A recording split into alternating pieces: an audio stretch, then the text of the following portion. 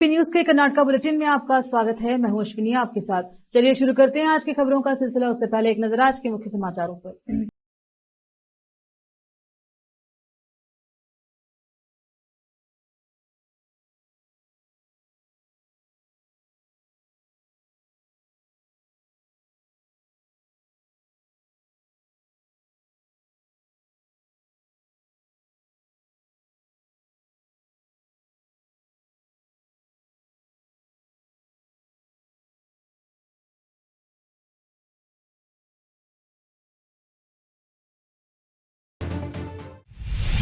समाचारों का सिलसिला शुरू करते हुए देखते हैं समाचार विस्तार से।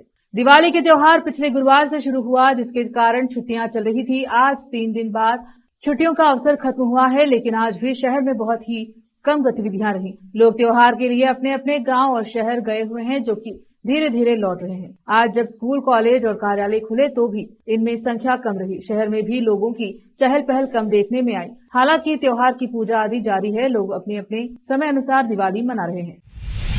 आज हुमनाबाद शहर में भाजपा पार्टी के विधायक डॉक्टर सिद्धू पाटिल के नेतृत्व में भाजपा पार्टी के कार्यकर्ताओं ने अंबेडकर सर्कल पर राज्य सरकार के विरोध प्रदर्शन पर तहसील कार्यालय का घेराव किया और राज्यपाल को एक अनुरोध पत्र सौंपा। इस अवसर पर भाजपा के कार्यकर्ता और अन्य उपस्थित रहे। मई शुगर कंद ಕೊಡ್ತಾರೆ ಇವತ್ತು ಆದ್ರೆ ನಮ್ಮ ಹಳಿಕಲ್ ಫ್ಯಾಕ್ಟರಿಗೆ 10 ರೂಪಾಯಿ ಕೊಡಲ್ಲ ಇವರು ಒಂದು ಕಣ್ಣಿಗೆ ಸುಮ್ಮನೆ ಒಂದು ಕಣ್ಣಿಗೆ ಬೆಣ್ಣೆ ಹಚ್ಚುವಂತ ಕಾರ್ಯ ಸರ್ಕಾರ ಮಾಡ್ಕೊಂಡು ಹೋಗ್ತಾ ಇದೆ ಗೊತ್ತಾ। ಅದಕ್ಕಾಗಿ ಇವತ್ತು ನಾನು ಹೇಳೋದಿಷ್ಟೇ, ಏನು ಗೊತ್ತಾ, ಈ ಒಂದು ಒಪ್ಪುಗಳಿಂದ ಏನು ರೈತರಿಗೆ ಆಗ್ಬೋದು, ಅನ್ಯರಿಗೆ ಎಲ್ಲರಿಗೂ ಕೂಡ ಏನು ಅನ್ಯಾಯ ಆಗ್ತಾ ಇದೆ। ಇದೇ ತರ ಮುಂಬರುವ ದಿನಗಳಲ್ಲಿ ಕೂಡ ನಾವು ಇದೇ ತರ ಹೋರಾಟ ಮಾಡೋಣ। ಈಗಾಗಲೇ ತಮಗೆಲ್ಲ ಗೊತ್ತಿದ್ದ ಹಾಗೆ ಈ ವಕ್ಫಿನ ಮಂಡಳಿ ಏನಿದೆ ಇದನ್ನು ಮತ್ತೆ ನಮ್ಮ ಕೇಂದ್ರ ಸರ್ಕಾರದಲ್ಲಿ ನಮ್ಮ ನರೇಂದ್ರ ಮೋದಿ ಅವರು ಈ ವಕ್ಫ್ ಬೋರ್ಡ್ ಏನಿದೆ ಅದಕ್ಕೆ ಕಾನ್ಸ್ಟಿಟ್ಯೂಷನ್ ಅಲ್ಲೇ ಚೇಂಜ್ ಮಾಡ್ಬೇಕಂತ ಈಗಾಗಲೇ ಒಂದು ಲೋಕಸಭೆಯಲ್ಲಿ ಮಂಡನೆಯೂ ಕೂಡ ಆಗಿದೆ। ಅದಕ್ಕೊಂದು ಇನ್ನೊಂದು ಕಮಿಟಿ ಮಾಡಿದಾರೆ, ಎಲ್ಲ ಲೋಕಸಭೆ ಸದಸ್ಯರಿಗೆ ತಗೊಂಡು ಒಂದು ಕಮಿಟಿನೂ ಮಾಡಿದಾರೆ। ಮುಂಬರ್ತಾ ಅಧಿವೇಶನದಲ್ಲಿ ಈ ಒಂದು ಕಾರ್ಯ ಅಂದ್ರೆ ವಕ್ಫ್ ಮಂಡಳಿ ರದ್ದಾಗಲ್ಲ, ಅದಕ್ಕೆ ಕಾನೂನು चेंजेस ಮಾಡಿ ಇವತ್ತು ಅಲ್ಲೂ ಕೂಡ ಆಗ್ತಾ ಇದೆ। रोकते हैं समाचारों का सिलसिला, लेते हैं छोटा सा ब्रेक। हिंदुस्तान के हर कोने में हम हैं मौजूद। 24 घंटे हालात पर गहरी नजर, खबरों से जुड़े चुपते सवालात और आपको दिखाता है धार्मिक, सामाजिक, राजनीतिक, लोकल और इंटरनेशनल न्यूज की सबसे बेहतर कवरेज, जो आपको रखती है हर पल बाखबर। देश और दुनिया भर की खबर के लिए देखते रहें KP news 24/7। Noor education trust Bidar की ओर से चलाए जाने वाला Noor MEd and BEd college Bidar, recognised by NCTE Delhi and affiliated to Bidar University, Bidar. Admission are open for the academic year 2024-25. विशेषज्ञ और सक्षम शिक्षकों द्वारा शिक्षा प्राप्त करने के लिए नूर एमएड एंड बीएड कॉलेज में दाखिला लें और शांत वातावरण में शिक्षा प्राप्त करें। बीदर शहर में बेहतर शिक्षा का एकमात्र केंद्र Noor MEd and BEd college, Shahpur gate, Bidar. Phone numbers 9945283920 8482221297। Break के बाद स्वागत है आपका। देखते हैं समाचार।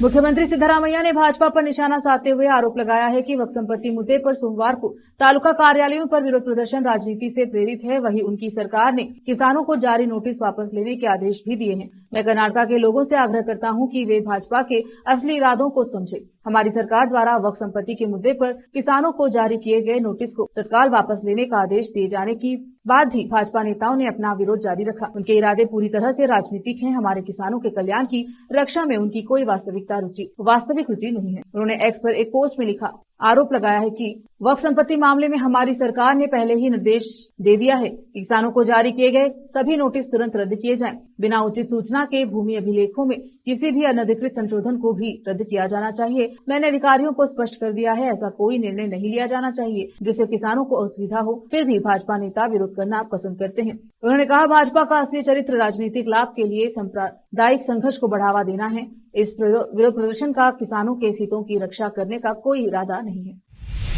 विपक्ष के नेता आर अशोक ने आरोप लगाया है कि वक्फ का खतरा चन्नपटना तक फैल गया है। विपक्षी भाजपा ने वक्फ बोर्ड द्वारा किसानों की संपत्तियों पर कथित तौर पर दावा करने का मुद्दा उठाया है। उन्होंने चकेरे गांव में कहा कि किसानों को तुरंत अपने तालुका कार्यालयों में जाना चाहिए और अपने भूमि रिकॉर्ड की जांच करनी चाहिए, जहां वे 13 नवंबर को चन्नपटना में होने वाले उपचुनाव के लिए एनडीए उम्मीदवार निखिल कुमारस्वामी के लिए प्रचार कर रहे हैं। उन्होंने आरोप लगाया कि वक्फ बोर्ड ने चन्नपटना तालुके में यालियूर के पास एक हिंदू कब्रिस्तान पर भी अपनी बुरी नजर डाली है। उन्होंने आरोप लगाया कि हालांकि किसान सैकड़ों सालों से हम इस जमीन पर रह रहे हैं, लेकिन वक्फ बोर्ड फर्जी दस्तावेज तैयार कर रहा है और दावा कर रहा है कि जमीन उसके कब्जे में उससे भी पहले से थी। उन्होंने मजाक उड़ाते हुए कहा कि बोर्ड के पास सेना से भी ज्यादा जमीन है। उडुपी के उदयवारा में एक मिनी बस के खड्डे ट्रक से टकरा जाने से 16 लोग घायल हुए हैं। जब यह दुर्घटना हुई तब तमिलनाडु ने 19 पर्यटकों का एक समूह कोल्लूर मूकांबिका मंदिर जा रहा था। यह दुर्घटना इस बस चालक की कथित लापरवाही के कारण हुई है। टक्कर से बस का अगला हिस्सा और ट्रक का पिछला हिस्सा काफी क्षतिग्रस्त हो गया है। कुल 15 लोग घायल हुए हैं, जिसमें महिलाएं और पुरुष शामिल हैं। घायलों में माया और जयप्रकाश को गंभीर चोटें आई हैं। स्थानीय निवासियों ने घायलों की मदद की और उन्हें उडुपी के अस्पताल पहुंचाया। कॉम पुलिस स्टेशन के मामला में दर्ज है। फिर से रोकते हैं समाचारों का सिलसिला, लेते हैं छोटा सा ब्रेक। हिंदुस्तान के हर कोने में हम हैं मौजूद। 24 घंटे हालात पर गहरी नजर, खबरों से जुड़े चुपते सवालात और आपको दिखाता है धार्मिक, सामाजिक, राजनीतिक, लोकल और इंटरनेशनल न्यूज की सबसे बेहतर कवरेज, जो आपको रखती है हर पल बाखबर। देश और दुनिया भर की खबर के लिए देखते रहें KP news 24/7।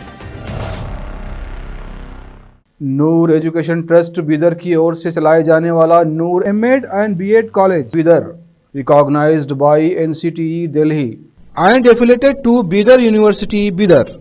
Admission are open for the academic year 2024-25.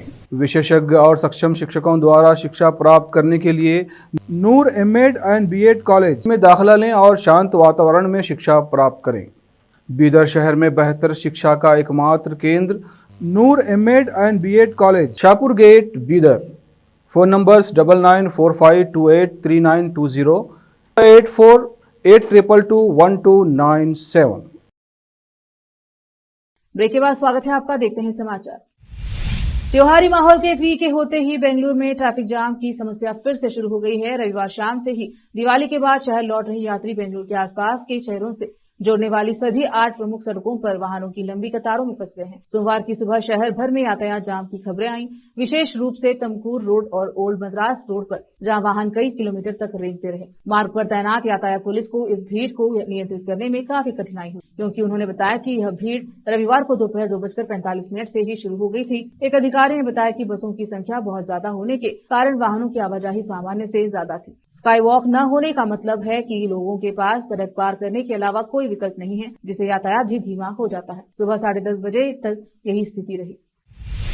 Bengaluru में 23 और 24 नवंबर को all India Muslim personal law board की 29वीं वार्षिक आम बैठक आयोजित होगी। यह बैठक ऐसे समय में हो रही है जब वक्फ संस्था पर गर्मागर्म बहस चल रही है, क्योंकि कर्नाटक के कई हिस्सों में किसानों को वक्फ के नाम पर उनकी संपत्ति खाली करने के लिए नोटिस जारी किया गया है। सीएम सिद्धरामैया और मंत्रियों ने वादा किया है कि किसी भी किसान को बेदखल नहीं किया जाएगा और जिलों के डीसी को नोटिस वापस लेने का निर्देश दिया गया है। केंद्र सरकार ने वक्फ अधिनियम 1995 में संशोधन करने के लिए वक्फ संशोधन विधेयक 2024 भी पेश किया। इस विधेयक की समीक्षा एक संयुक्त संसदीय समिति द्वारा की जा रही है। बैठक के लिए स्वागत समिति ने एक बयान में कहा, वक्फ संपत्तियों की सुरक्षा देश भर में एक महत्वपूर्ण मुद्दा है और AIMPL भी इस संघर्ष में सबसे आगे रहा है, जिसने वक्फ अधिकारियों के लिए अथक वकालत की है और इन संपत्तियों को प्रभावित करने वाले नए विधेयक प्रस्तावों का विरोध किया है। राज्य में शक्ति योजना पर विवाद के बीच परिवहन मंत्री रामलिंगा रेड्डी ने कहा है कि शक्ति योजना राज्य पर वित्तीय दबाव डालती है, लेकिन इसे रोकने की कोई योजना नहीं है। रेड्डी ने कहा कि लेकिन हम किसी भी कीमत पर इस योजना को बंद नहीं करेंगे, हम इसे जारी रखेंगे। उन्होंने परिचालन चुनौतियों को स्वीकार किया, लेकिन योजना को सक्रिय रखने के लिए सरकार के दृढ़ संकल्प को भी रेखांकित किया।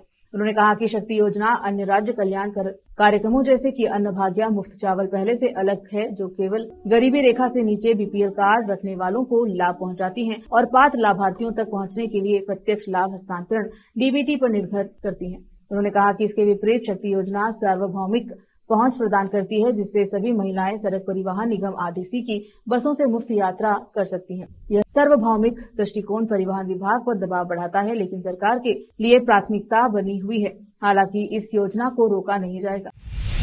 कर्नाटक के उप मुख्यमंत्री डीके शिव कुमार द्वारा अपने पिता और केंद्रीय मंत्री एचडी कुमारस्वामी के बारे में की गई आलोचनात्मक टिप्पणियों पर प्रतिक्रिया व्यक्त करते हुए जेडीएस नेता निखिल कुमारस्वामी ने कहा कि वह विकासोन्मुखी राजनीति पर ध्यान केंद्रित कर रहे हैं और वह व्यक्तिगत और अपमानजनक हमलों में शामिल नहीं होना चाहते। निखिल ने कहा कि हर कोई अपनी पृष्ठभूमि और संस्कृति के अनुसार बोलता है। मेरा हर टिप्पणी का जवाब देने का कोई इरादा नहीं। डीके शिव कुमार का परोक्ष रूप से जिक्र करते हुए निखिल ने कहा था कि हमारा ध्यान विकास की राजनीति पर है। हमारे विरोधी जो भी रणनीति अपनाते हैं, मैं उससे उत्तेजित नहीं होता। उन्होंने भाजपा से मिले समर्थन पर भी प्रकाश डाला।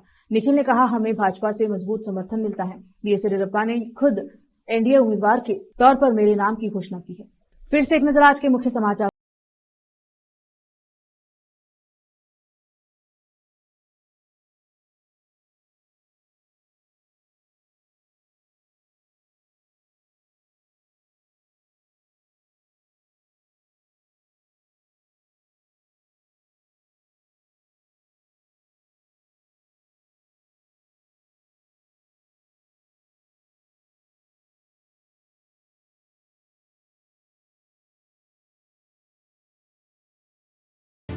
केपी न्यूज के कर्नाटक बुलेटिन में अब तक इतना ही। देखते रहें केपी न्यूज 24/7। धन्यवाद।